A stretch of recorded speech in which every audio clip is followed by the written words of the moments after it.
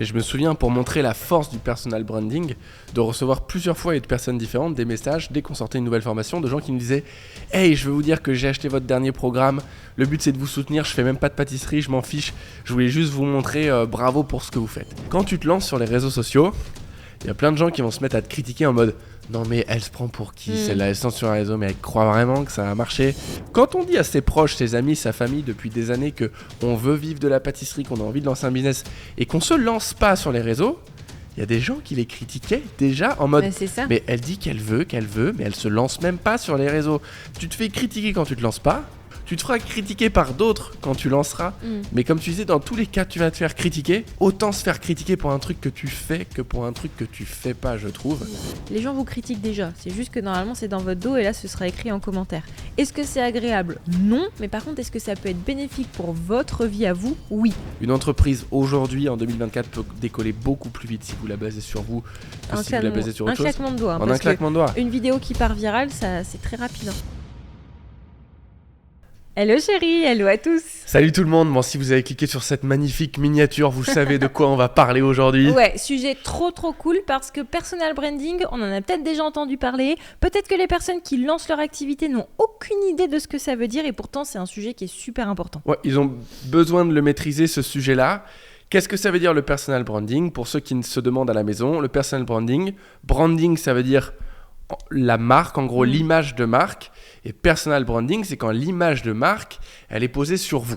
C'est vrai qu'aujourd'hui il y a de plus en plus de business qui fonctionnent avec du personal branding, on va parler de ça aujourd'hui. Ouais, et on va parler de ça dans le domaine de la pâtisserie du coup, pour tous ceux qui veulent lancer leur activité, que ce soit de la maison ou bien lancer une boutique physique, mais ça peut être hyper intéressant de travailler sur ce personal branding. On peut prendre un exemple que l'on prend très régulièrement dans nos vidéos, c'est l'exemple de Cédric Grolet. Cédric Grolet, il a beaucoup joué sur son image qu'il a développée depuis des années, notamment avec les réseaux sociaux, mais quand on va déguster dans sa boutique ses pâtisseries, on dit tout de suite, j'ai goûté du Cédric Grolet. Ouais. Et cette marque-là, c'est vraiment en fait devenu une marque comme Cyril Lignac, par exemple. Ouais, exactement.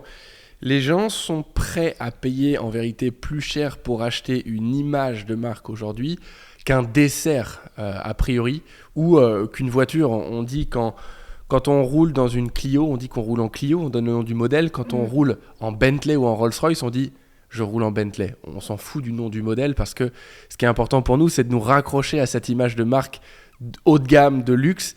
Et je pense qu'on peut vraiment créer la même chose dans le milieu de la pâtisserie. Ouais, et le côté personnel, du coup, c'est vraiment de pouvoir associer son travail à son image, à la personne qu'on est. C'est vrai que si y en a qui jouent sur ça aussi et qui ont une image un peu sulfureuse, j'ai envie de dire, pas dans le domaine de la pâtisserie, mais ça existe dans pas mal de trucs. Je vois des TikTok, moi je traîne pas mal sur TikTok, il y en a, leur personal branding c'est d'être hyper tranchant ou alors hyper cassant ou alors insultant. C'est pas ce qu'on vous conseille de faire dans la pâtisserie, enfin vous faites ce que vous voulez, à vrai dire ça pourrait fonctionner, ça pourrait trancher, mais en tout cas le côté personnel c'est de montrer un peu qui vous êtes et de se montrer pour que la marque fonctionne et la marque soit associée à votre nom.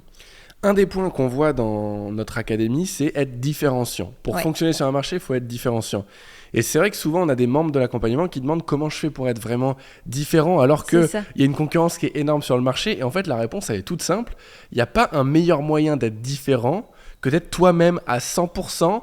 J'irais même presque jusqu'à dire comprendre comment tu te comportes assez naturellement et tirer un tout petit poil le trait de qui t'es déjà, parce qu'à travers une caméra par exemple, si tu veux ressortir sur les réseaux sociaux, il y a une petite connexion d'énergie qui va se perdre. Alors c'est bien de tirer un poil le trait pour que les gens ressentent vraiment ta personnalité, mais au bout d'un moment, quand vous êtes 15 dans votre ville à faire des tartes, comment les clients vont choisir s'ils prennent les vôtres ou celui du voisin ? C'est si tu leur parles plus que le voisin, en fait. Si tu leur ressembles plus que le voisin. Donc, il y a un vrai intérêt à incarner une personnalité quand on crée une marque. Cédric Grolet, il le fait très bien. Cyril Lignac, il le fait peut-être encore mieux parce que lui, il est encore plus visible avec la télévision, etc. Et Cyril Lignac, pour l'avoir vu dans la vraie vie, il sait exactement quel est son personnage. C'est pas qu'il est différent dans la vraie vie, c'est que il s'exagère un tout petit peu à l'écran parce que il va dégager plus de choses et on va pouvoir plus facilement connecter ou pas avec lui. Ouais, il dit pas à longueur de journée gourmand croquant. Quoi.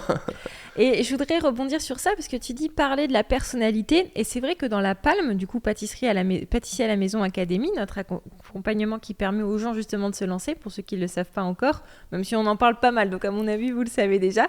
Il y a l'exemple j'ai eu récemment en coaching Justine et Marion qui sont allés faire des sortes de... Je ne sais pas si ça s'appelle des salons, c'était pas un marché, mais c'était en fait un regroupement des différents artisans de la ville. Et ils ont vachement bien connecté avec les gens parce qu'ils ont été eux-mêmes, parce qu'ils sont allés montrer qui ils étaient. Et s'ils étaient restés chez eux à pas montrer leur personnalité, ben ils n'auraient pas eu les opportunités qu'ils ont aujourd'hui de travailler avec la mairie, de travailler avec tel ou tel salon de thé, etc. Donc ça joue aussi dans vos relations sociales parce qu'on parle beaucoup des réseaux sociaux, mais ça peut être tout à fait dans la vraie vie où vous allez construire... Ils sont pas juste allés là-bas pour présenter leur gâteau, mais ils se sont présentés eux.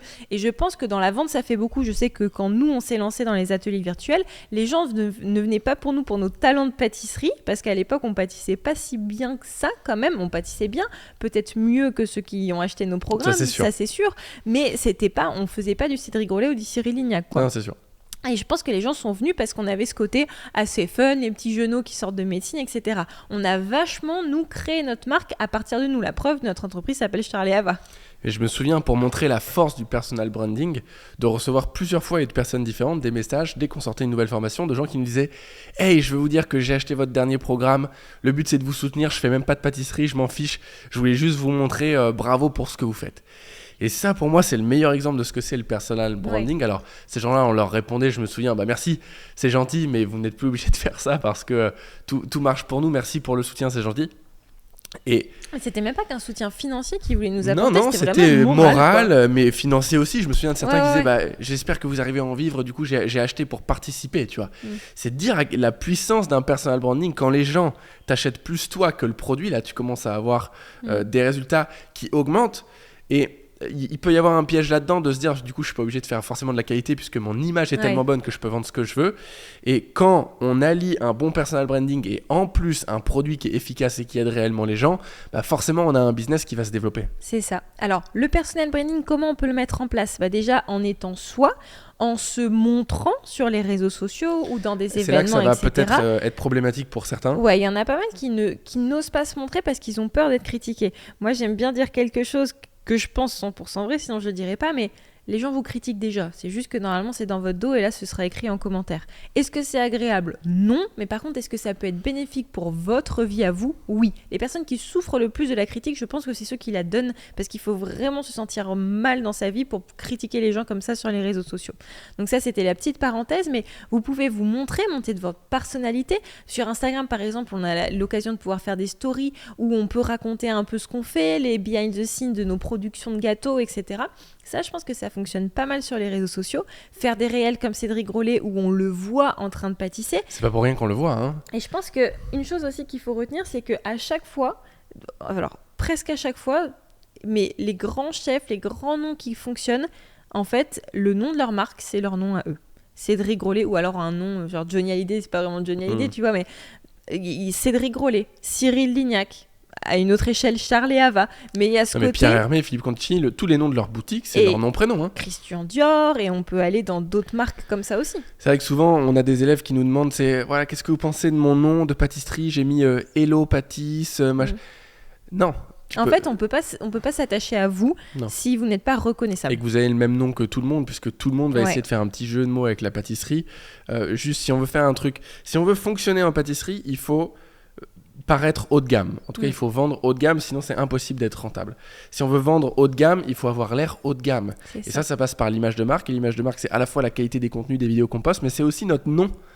Et c'est sûr que Hello Pâtisse ou les gourmandises de Myriam, non, c'est pas haut de gamme. Tout le monde s'appelle comme ça peut pas marcher. Vous prenez votre nom, prénom.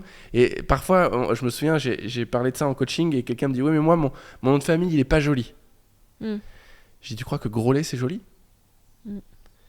Cédric Grolet, quand il a dû réfléchir à est-ce que je mets mon nom de famille, probablement qu'il s'est dit j'ai pas le nom de famille le plus stylé de la planète, et pourtant il l'a mis. Et aujourd'hui, Cédric Grolet, c'est une marque C'est de devenu luxe. joli. C'est une marque de luxe. Et puis ça choque personne aujourd'hui qui Bon, s'appelle non. Cédric Grolet. Et ça Et n'a peut-être que jamais lui, choqué ça personne. n'a jamais choqué personne en fait, parce qu'on sent peut-être qu'il a dû se faire moquer sur son nom de famille, Oui. probablement de sa jeunesse, mais comme Mais tout le monde. Comme tout le monde. Comme tout le monde. Et donc, en fait, le nom de famille et votre prénom, on s'en fout. Vous pourriez très bien vous appeler Jacques Poubelle, qu'un jour, ça pourrait devenir une image de luxe si vous créez une image de luxe. Exactement. Alors, le côté image de luxe, haut de gamme, ça veut pas dire qu'on ne peut pas mettre du fun aussi dans ce qu'on fait. Je trouve que le mieux, c'est de ne pas essayer de jouer un rôle, mais d'être vous-même en le jouant un petit peu plus, comme Charles l'a expliqué, parce qu'en tout cas, sur les réseaux, il y a quand même cette barrière des réseaux, et il faut quand même se différencier. Donc, les traits caractères doivent être un tout petit peu plus poussés. Mais je trouve que déjà, si vous travaillez sur le personal branding comme ça, en travaillant avec votre nom, vous montrez votre personnalité, et qu'en plus de ça, vos gâteaux sortent de votre création, de votre créativité, de votre cerveau, où vous réfléchissez à ce que vous aimez. Alors, on a plein de vidéos où on va expliquer comment créer sa gamme, etc. Mais si vous associez tout ça, vous avez de fortes chances que ça décolle encore sur une autre planète en fait que vous imaginez. Ouais, c'est sûr.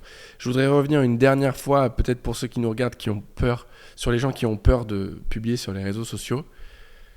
J'avais discuté avec certains qui n'osaient pas, etc., et qui ont passé le cap et qui se sont lancés, et qui se sont rendus compte d'une chose, en fait, c'est que quand tu te lances sur les réseaux sociaux, il y a plein de gens qui vont se mettre à te critiquer en mode « Non, mais elle se prend pour qui celle-là, elle se lance sur un réseau, mais elle croit vraiment que ça va marcher ?» Et ce dont on ne se rend pas compte, c'est que quand on dit à ses proches, ses amis, sa famille depuis des années qu'on veut vivre de la pâtisserie, qu'on a envie de lancer un business, et qu'on ne se lance pas sur les réseaux, il y a des gens qui les critiquaient déjà en mode mais elle dit qu'elle veut, mais elle se lance même pas sur les réseaux. Donc en fait, tu te fais critiquer quand tu te lances pas, tu l'entends pas, ça ne vient peut-être pas à tes oreilles, mais tu te fais déjà critiquer. Tu te feras critiquer par d'autres quand tu lanceras, mais comme tu disais, dans tous les cas, tu vas te faire critiquer. Autant se faire critiquer pour un truc que tu fais que pour un truc que tu fais pas, je trouve. Et probablement qu'une des barrières qui empêche certains d'y aller, c'est qu'eux vont se critiquer quand ils vont regarder leurs propres vidéos. Ouais. Alors juste, relâchons ça. Vous allez être très bien à la maison. Pour relâcher ça, s'il vous plaît, remontez notre chaîne YouTube et regardez notre première vidéo. Regardez juste ça. Moi, j'arrive pas à la regarder. Parce qu'on en a quelque part honte. Mais en fait, il n'y a même pas à avoir honte parce que c'était fun. On s'est éclaté. Aujourd'hui, je la regarde, je me dis, oh là là. C'est long.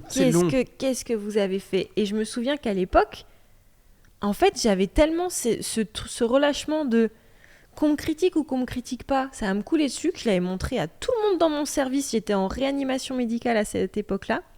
Je l'avais montré à tout le monde dans mon service en me disant « Allez mettre des likes, faut qu'on décolle, nan. » Et je trouve ça génial parce qu'aujourd'hui, si j'avais à la refaire, je la ferais évidemment pas comme ça. Donc déjà, n'oubliez pas, alors remontez s'il vous plaît, regardez cette première vidéo juste pour vous rendre compte qu'on commence tous quelque part et que ce que vous allez faire aujourd'hui ne reflète pas forcément ce que vous allez faire dans quelques semaines, dans quelques mois, dans quelques années.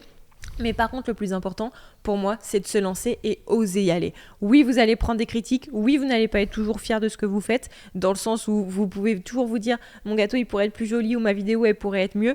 Mais au moins, vous vous lancez, vous vous laissez une opportunité d'y arriver. Et très souvent, les gens n'osent pas se lancer, non seulement parce qu'ils ont peur des critiques, mais aussi parce qu'il y a ce côté « Si je me lance pas, je le prends pas comme un échec parce qu'au moins j'aurais pas essayé, je me serais pas cassé la gueule. » Alors que pour moi, ne pas se lancer, c'est autant un échec que le faire et ne pas y arriver. C'est même pire parce que t'as pas essayé, quoi. Donc même si ça fait peur, on prend notre courage à deux mains, on regarde la première vidéo qu'on a mise sur notre chaîne YouTube, on se dit ok, s'ils ont sorti cette bouse, on peut faire ça. On peut faire n'importe quoi que ce sera mieux que ça. Bon, on peut que vous encourager à travailler votre identité, le travail de votre image de marque à travers votre image à vous, parce qu'une entreprise aujourd'hui, en 2024, peut décoller beaucoup plus vite si vous la basez sur vous que si vous la basez sur autre chose. Un claquement de doigts. En un claquement de doigts. Une vidéo qui part virale, c'est très rapide. Et je sais que certains peuvent se dire peut-être à la maison, oui, mais tu prends Nike ou machin, on ne sait pas qui est derrière, on ne sait pas qui est l'entrepreneur, il n'y a pas d'image de marque.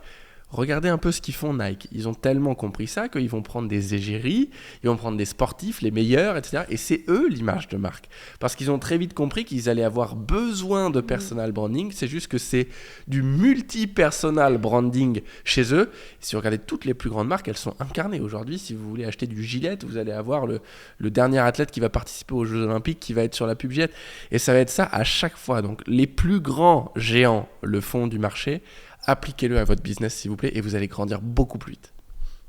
C'est tout pour cette vidéo. Si vous avez la moindre question par rapport au personal branding, mettez-les dans les commentaires de cette vidéo YouTube. Si vous écoutez ça sur le podcast, venez sur la vidéo YouTube pour nous poser des questions. Et si vous avez envie d'aller un petit peu plus loin ou même beaucoup plus loin, si vous avez envie de vous lancer et que vous avez besoin d'un coup de pied aux fesses, prenez un appel avec un membre de notre équipe. C'est des experts que nous, on a formés personnellement pour pouvoir vous aider à y voir plus clair, savoir quel objectif vous pouvez réellement et factuellement vous fixer en fonction de la situation où vous êtes aujourd'hui pour pouvoir enfin vivre de votre passion qui est de la pâtisserie ou alors juste avoir un complément de revenu, c'est possible aussi. Je vous invite à prendre un appel qui se passera sur Zoom. C'est tout ce qu'on a à dire. S'abonner quand même à la chaîne, appuyer sur la petite cloche avant de quitter la vidéo pour être sûr de recevoir une notification à chaque fois qu'on sort un prochain sujet sur comment vous pouvez vivre de la pâtisserie. Je ne sais pas si vous le remarquez, mais sur cette chaîne YouTube, on n'a pas de filtre, on dit exactement tout ce qu'on a à vous apporter. Alors, des sujets, il y en a peut-être 300, 400 qu'on va aborder sur cette chaîne.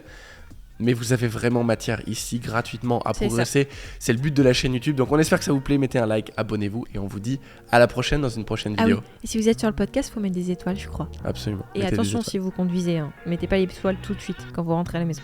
Ciao tout le monde. Bye.